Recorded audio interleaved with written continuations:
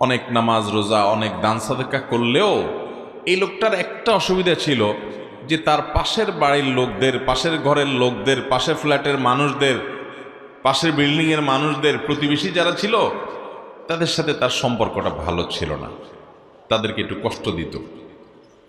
এই একটা সমস্যা ছিল। এখন এই লোকটার কি হবে? আল্লাহ তাআলা তার নবী সাল্লাল্লাহু আলাইহি সাল্লামের কাছে ওহী পাঠান জিবরিলের মাধ্যমে।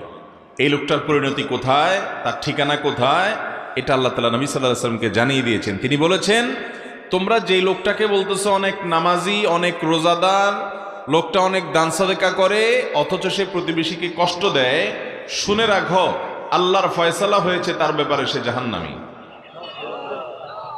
আল্লাহু আকবার। এরপরে সাহাবীরা বলেন, হে আল্লাহর রাসূল, আরেকজন মহিলা আছে, এটা তো পুরুষ, আরেকজন মহিলা আছে, এ আল্লাহর বান্দি